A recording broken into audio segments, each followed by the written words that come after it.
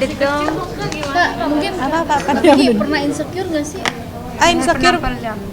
Oke, insecure pasti pernah. Insecure itu fase yang sangat wajar dialami oleh semua manusia, insan hidup di dunia gitu ya. Dan pasti ada fasenya gitu.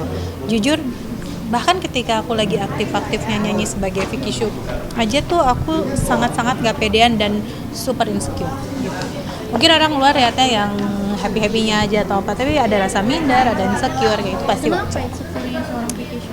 Banyak faktor sih, kalau aku mungkin zaman dulu itu ya lebih ke inner child, emang gak pedean kayak gitu ya. Tapi ya kalau udah di atas panggung makanya aku merasa sebagai sosok Vicky Shu udah beda, jadi makanya bisa tampil percaya diri. Tapi kalau turun panggung ya penuh rasa insecure, kayak nggak pede, bahkan cuman kayak naik sekilo udah nggak pede gitu, banyak lah faktor gitu.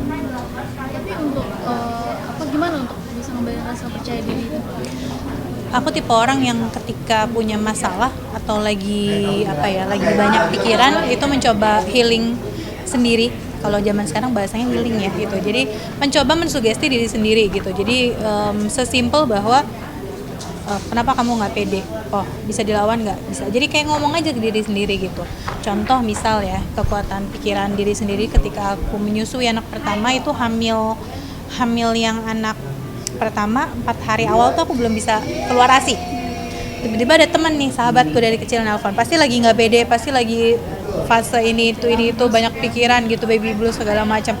Coba ke depan kaca ngomong, semua orang, semua ibu pernah ngalamin ini, kamu pasti bisa, asinya pasti keluar gitu. Ya udah aku lakuin, aku langsung ingat, oh ya kan biasanya aku gitu ya, aku lakuin, bener hari itu juga asinya langsung banyak yang nonstop. Jadi emang kuncinya satu sih, afirmasi positif. Nah itulah kenapa sekarang yang aku bikin konten di TikTok itu tujuannya untuk itu ya gitu. Tapi Kak Vicky untuk penampilan sendiri kan banyak hujatan gitu, body shaming segala macam. Apa sih mungkin dirimu melewati fase itu? Masih nggak sih sekarang?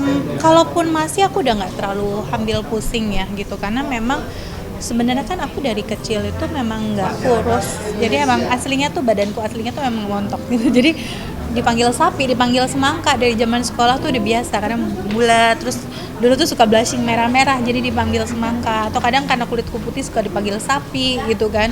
Itu udah biasa gitu. Jadi dan aku sudah pernah di fase yang stres gitu, karena apa, harus diet mati-matian kan. Kalau lihat video klip Mari Bercinta kan udah Salisa Blackpink gitu, krempeng gitu. Itu jangan salah, itu aku sempat sakit yang hampir nggak selamat sebenarnya.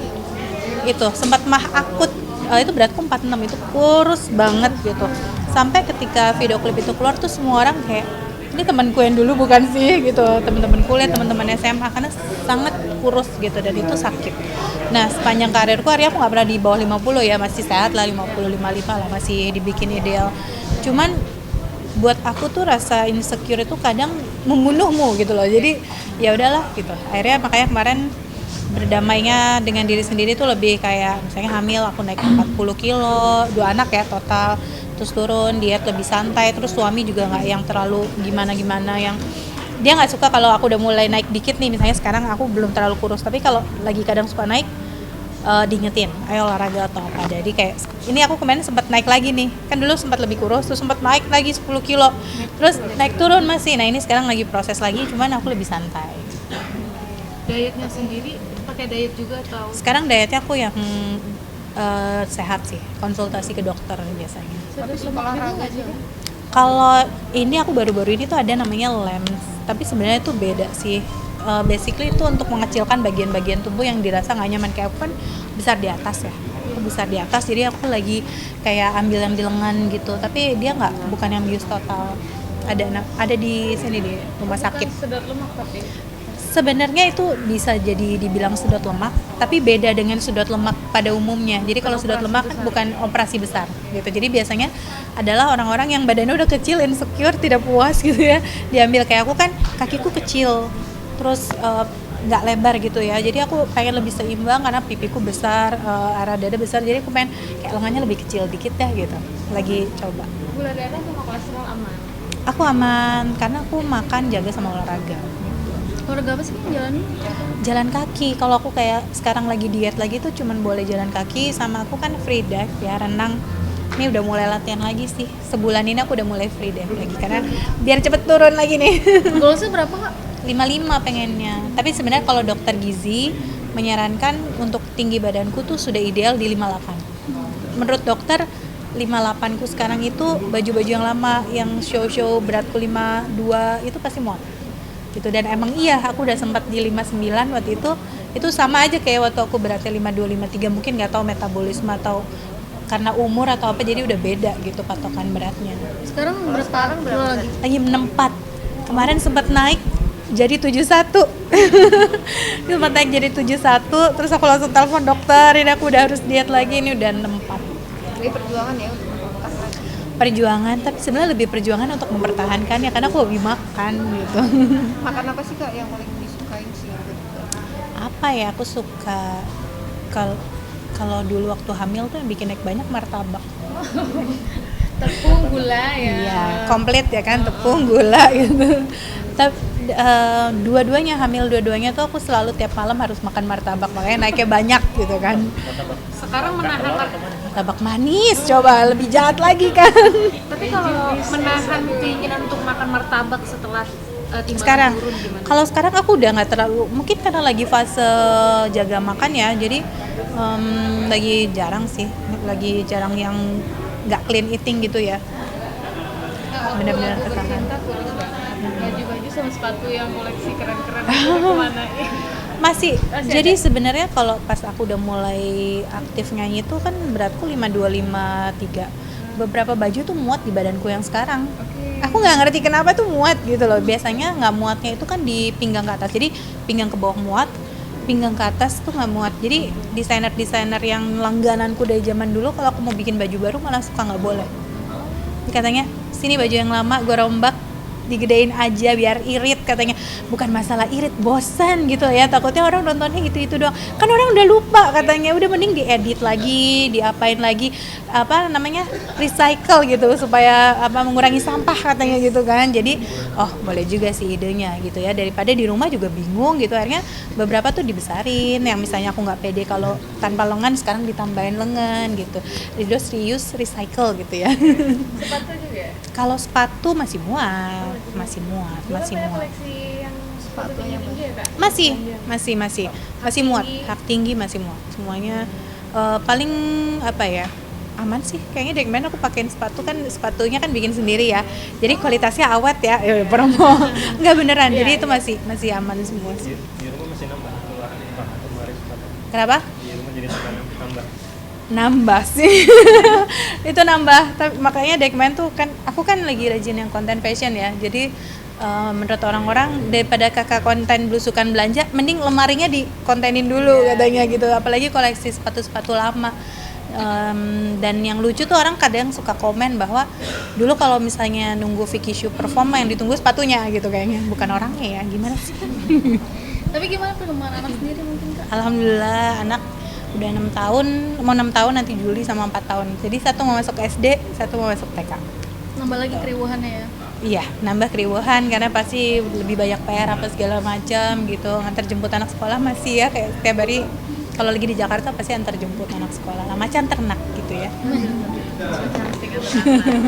Tambah lagi mungkin Kak? Enggak. Perempuan 2 aja? Aduh, enggak deh, 2 aja insya Allah. Cewek? Kalau aku hamilnya minus gitu beratnya, aku mau deh dietnya setengah mati.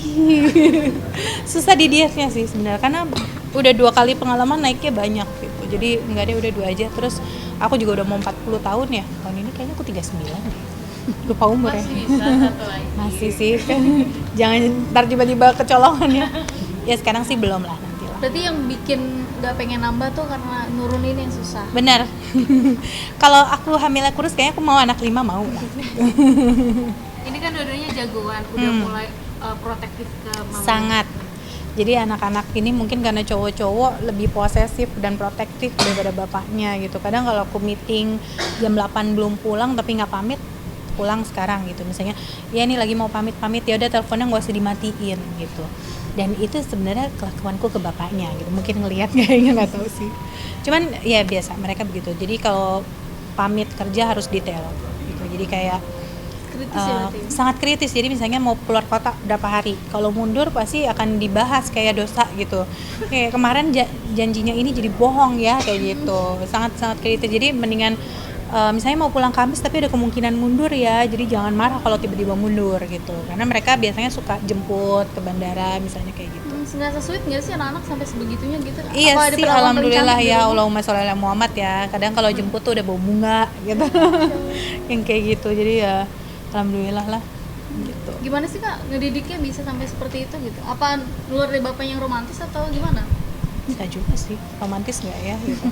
Sebenarnya sih aku pokoknya dari dulu sih lebih ke keterbukaan aja sama anak-anak. Terus ya memang dari kecil suka mesra aja sih sama anak-anak, karena otomatis anak-anak ikut apa yang orang tuanya lakukan kan gitu. Dan walaupun begitu aku juga galak sih, maksudnya kalau aku jarang marah, tapi kadang kalau aku udah marah anak-anak pasti akan takut gitu, tapi tetap mungkin banyak peluk apa segala macam, diajak diskusi, diajak ngobrol, karena dari anak kecil tuh dari kecil anak sekarang tuh udah pinter gitu ya, udah kritis dan udah pinter, enak diajak diskusi gitu. Jadi apa mereka ingetannya juga kuat biasanya. Dan aku perhatiin anak-anak temenku juga seperti itu, kayaknya emang era sekarang nih anak-anaknya nggak tahu karena gizinya atau apa, dari kecil udah berasa dewasa gitu, udah berasa mature pemikirannya. Udah kelihatan bakatnya mungkin ke arah mana nih? Yang kecil, yang besar tuh pemalu ya, tapi sebenarnya suka musik tapi pemalu. Kalau yang kecil tuh kayak hobinya tampil.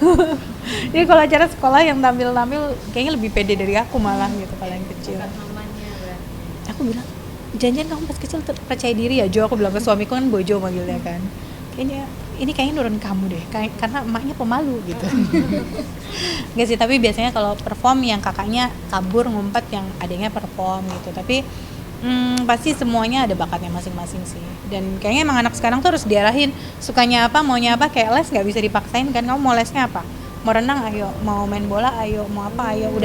Udah nggak bisa yang kayak harus ini harus itu kayaknya deh kalau anak sekarang.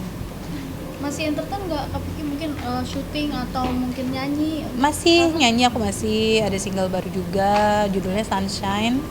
Itu untuk apa ya, untuk menyemangati mental dan diri kita sendiri. Terus nyanyi, show masih, keluar kota masih, dan lagi rajin konten di TikTok gitu, jadi image Doro Sugih itu. Kenapa sih konten TikTok itu dibikin Kak Doro Sugih? Apa tuh? Kontennya sebenarnya basicnya aku pengen fashion aja sih, karena sesimpel konten fashion dengan ada belusukan belanja, get ready juga.